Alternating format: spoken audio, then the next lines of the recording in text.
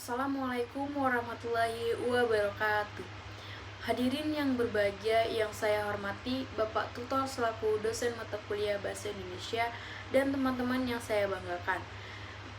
Pertama-tama, marilah kita panjatkan puja dan puji syukur kehadirat Tuhan Yang Maha Esa atas izin dan nikmatnya saya dapat hadir di dalam forum diskusi ini. Sebelumnya, perkenalkan, nama saya Oktalina dari Fakultas Hukum Ilmu Sosial dan Ilmu Politik, Prodi Ilmu Komunikasi S1 UPBJJ Jakarta. Di sini saya akan menjelaskan tentang COVID-19 beserta pencegahannya dan penanganannya di masa pandemi di Indonesia. Coronavirus Disease 2019 atau biasa disingkat COVID-19 adalah penyakit menular yang disebabkan oleh virus SARS-CoV-2 atau salah satu jenis coronavirus. Penyakit ini dapat menular melalui infeksi menyebar dari satu orang ke orang lain, melalui percikan atau droplet dari saluran pernafasan yang dihasilkan saat batuk atau bersin. Jarak jangkauan droplet biasanya hingga 1 meter. Biasanya droplet menempel di benda, namun tidak dapat bertahan di udara. Waktu dari paparan virus hingga timbulnya klinis gejala antara 1-14 hari dengan rata-rata 5 hari. Orang yang sedang sakit diwajibkan memakai masker untuk meminimalisir penyebaran droplet. Penderita COVID-19 dapat mengalami demam, batuk kering, dan kesulitan bernapas. Gejala dapat berkembang menjadi pneumonia berat. Awal masuknya virus corona saat Presiden Jokowi mengumumkan 2 pasien corona. Pemerintah mengkonfirmasi bahwa adanya kasus 2 pasien COVID-19 yang menimpa seorang ibu berumur 64 tahun dan putrinya berumur 31 tahun di Depok, Jawa Barat. Keduanya terinfeksi dari warga negara Jepang yang sempat datang ke Indonesia pada Februari 2020. Sampai saat ini belum diketahui penyebab dari virus corona, tetapi diketahui virus ini disebabkan oleh hewan dan mampu menjangkit dari spesies lainnya, termasuk manusia.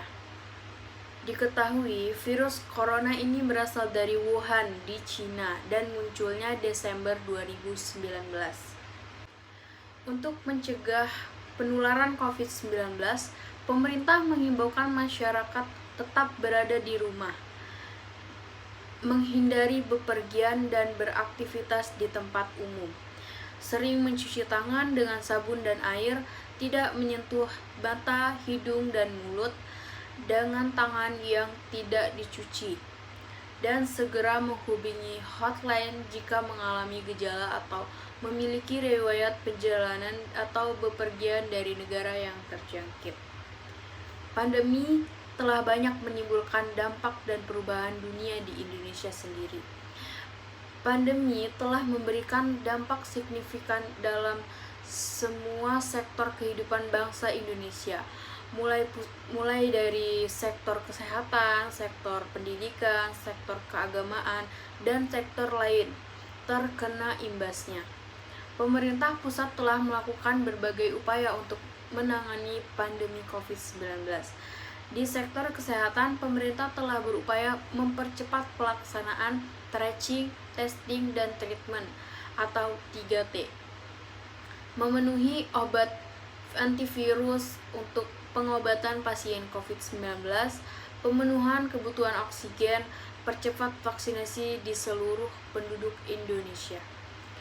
Di sektor ekonomi, pemerintah telah melakukan percepatan dalam penyaluran ragam bantuan sosial atau bansos untuk masyarakat. Serta di sektor lainnya, pemerintah telah mengeluarkan skema-skema kebijakan untuk meminimalisir dampak pandemi. Semua dilakukan semata-mata untuk melindungi masyarakat Indonesia.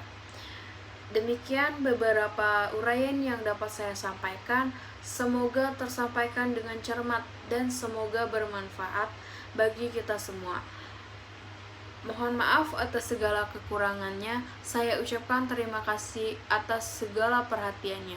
Wabillahi taufiq walhidayah. Wassalamualaikum warahmatullahi wabarakatuh.